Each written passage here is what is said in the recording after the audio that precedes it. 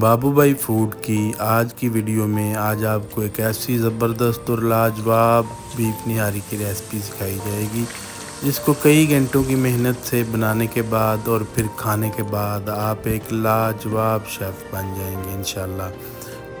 تو چلیں آپ کو سکھاتے ہیں کہ یہ ایک ایسی مزیدار بیف نہاری کی ریسپی میں نے کس طریقے سے تیار کی ہے۔ تو ویڈیو کو شروع کرنے سے پہلے آپ نے میرے چینل کو سبسکرائب کر لینا ہے اور بیل آئیکن کو ضرور پریس کر دینا ہے۔ تو چلیں چلتے ہیں، سٹارٹ کرتے ہیں۔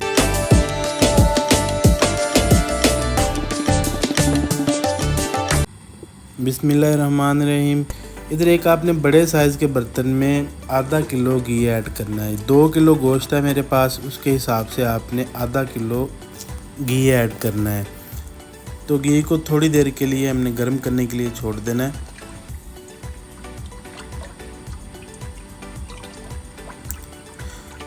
تو ادھر ماشاءاللہ گھی ہمارا میلٹ ہو چکا ہے، یعنی کہ گرم ہو چکا ہے۔ تبھی میں نے اس میں ایک بڑے سائز کا پیاز باریک کٹنگ کر کے اس میں ایڈ کر دینا ہے اور اس کو میں نے گولڈن براؤن کرنا ہے، یعنی کہ فرائی کرنا ہے میں نے اس کو۔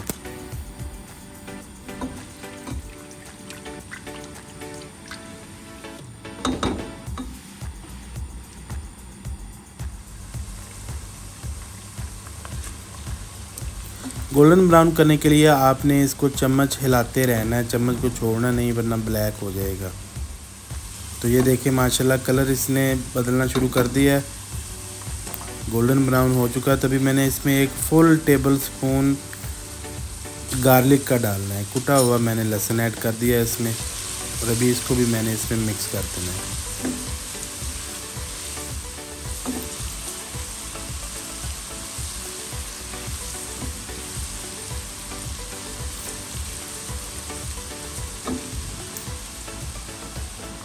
تو لہسن ہمارا مکس ہو گیا، تبھی میں نے اس میں بیف ڈالنا ہے۔ بیف میں نے بونگ لی ہے، یعنی کہ مچھلیاں میں نے لی ہیں 2 kg میرے پاس بیف کی بونگ ہے، یعنی کہ مچھلی کا گوشت ہے۔ تو یہ میں نے اس کے اندر ایڈ کر دینا ہے۔ اس کو ایڈ کرنے کے بعد میں نے تقریباً اس کو اسی آئل میں 20 منٹ کے لیے پکانا ہے۔ آئل بول دیا، سوری، میرے پاس گھی ہے، میں نے گھی ڈالا ہوا ہے۔ تو اس کو آپ نے اسی گھی میں 20 منٹ کے لیے پکانا ہے، چمچ ہلاتے رہنا ہے آپ نے۔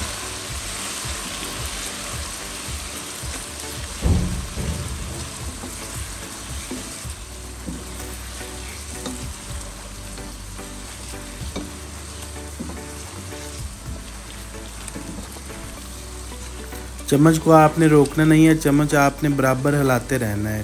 فلیم آپ نے اس کی میڈیم رکھنی ہے، ہائی فلیم پہ آپ نے اس کو نہیں پکانا، میڈیم فلیم پہ ہم نے اس کو پکانا ہے۔ 2 سے 3 گھنٹے لگیں گے ہماری اس ریسپی کو مکمل ہونے میں۔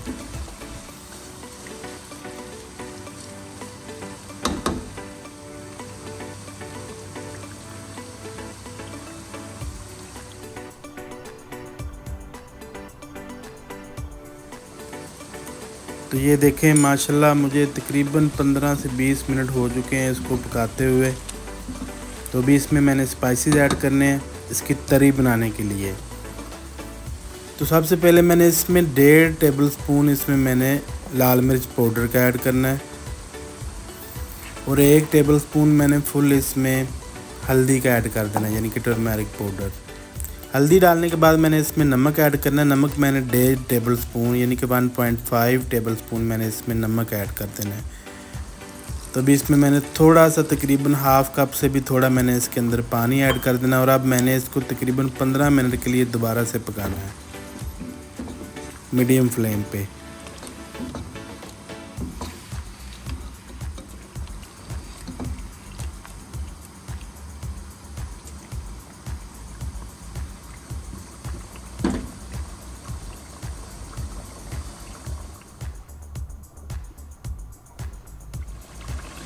تو ماشاءاللہ اس کو 15 منٹ تقریباً ہو چکے ہیں، تری ہماری بالکل ریڈی ہو گئی ہے۔ تو ابھی میں نے جو اس میں اندر مسالے ایڈ کرنے ہیں، نہاری کا مسالہ، وہ تیار کرتے ہیں۔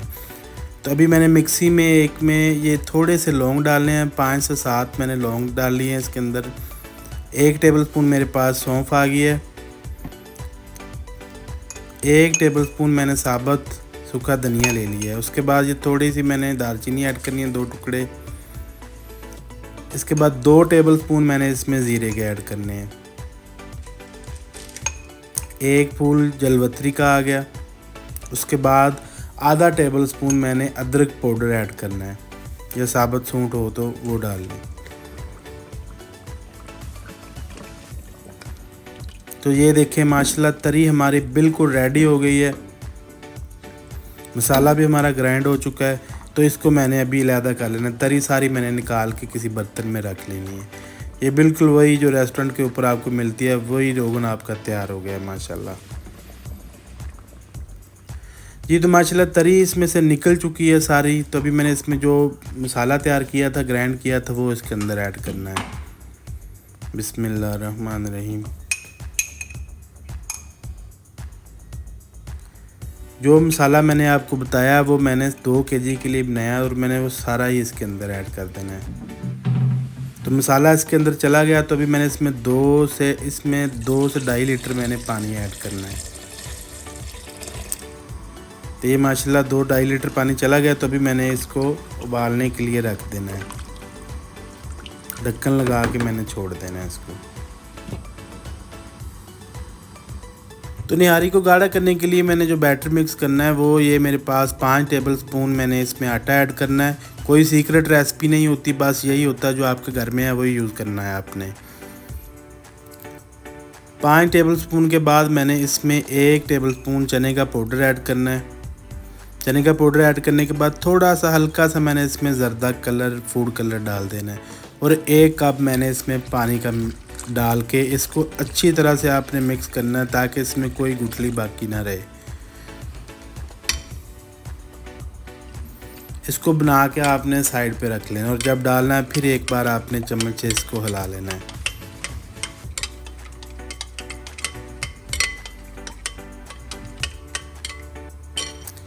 तो अभी तकरीबन 1 घंटा इसको पकते हुए हो गया, बिल्कुल मीडियम फ्लेम पे। तो अभी मैंने इसके अंदर जो बैटर मिक्स करके रखा है वो इसके अंदर ऐड कर देना है। फ्लेम आपने बिल्कुल लो कर लेनी है, और हल्का हल्का आपने इसके अंदर डालना है ताकि गुठली ना बनने पाए, और चम्मच आपने साथ साथ हिलाते रहना है इसका।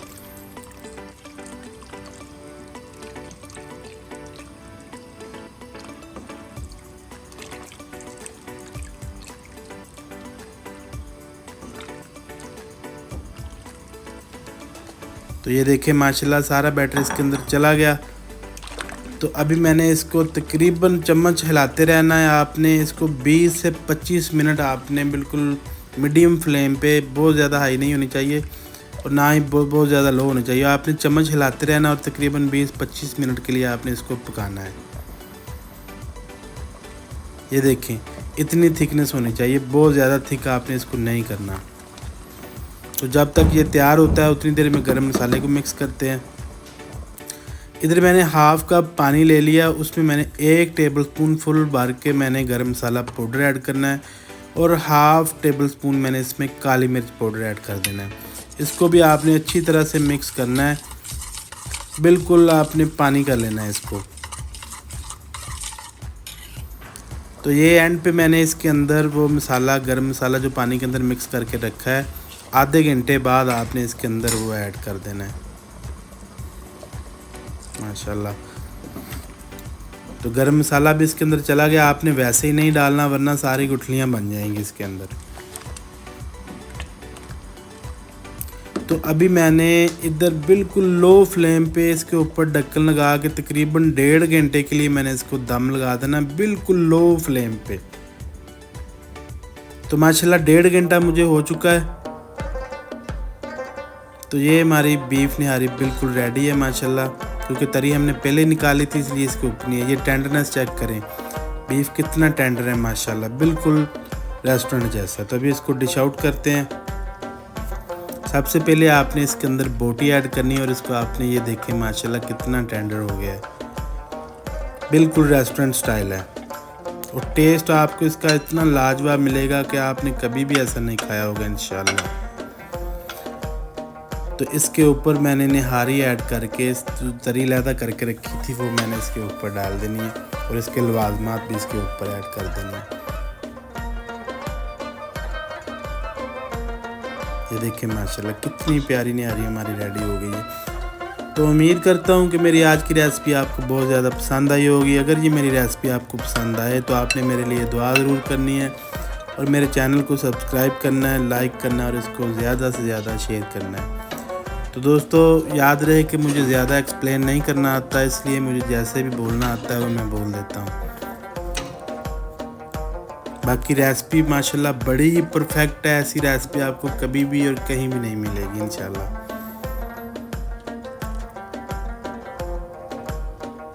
تو ملیں گے انشاءاللہ تعالی نیکسٹ ویڈیو میں ایک نئی ریسپی کے ساتھ۔ تب تک کے لیے اپنا اور اپنے پیاروں کا بہت سارا خیال رکھیے گا۔